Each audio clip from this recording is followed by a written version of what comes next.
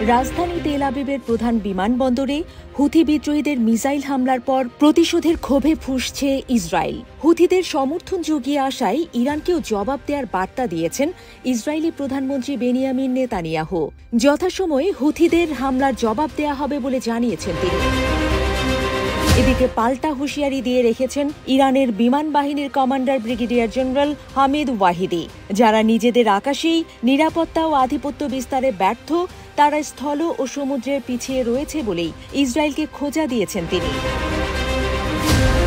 ইসরায়েলকে হুঙ্কার দিয়ে হামিদ ওয়াহিদি বলেন, আকাশ নিয়ন্ত্রণ এবং আধিপত্য বিস্তারের অর্থ হল যুদ্ধক্ষেত্রে আধিপত্য বিস্তার এবং আঞ্চলিক অখণ্ডতা রক্ষা করা।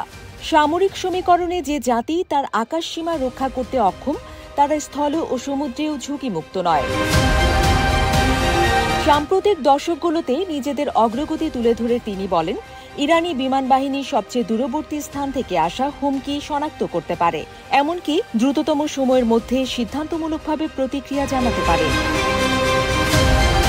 একের পর এক বাণিজ্যিক নিষেধাজ্ঞা দিয়েও ইরানকে দমাতে পারেনি আমেরিকা এবং এর মিত্ররা, বরং এত অর্থনৈতিক দুরবস্থার মধ্যেও সামরিক শক্তিতে নিজেদের আরও পাকাপোক্ত করেছে ইসরায়েল।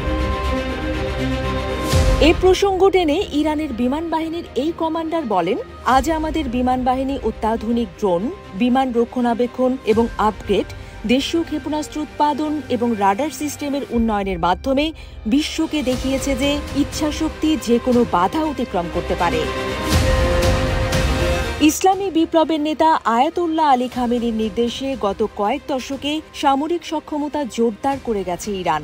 বর্তমানে নিজেদের প্রযুক্তিতে উন্নতমানের মিসাইল, ড্রোন, রাডার ব্যবস্থা, বহুস্তরযুক্ত বিমান প্রতিরক্ষা ব্যবস্থা তৈরি করছে তারা।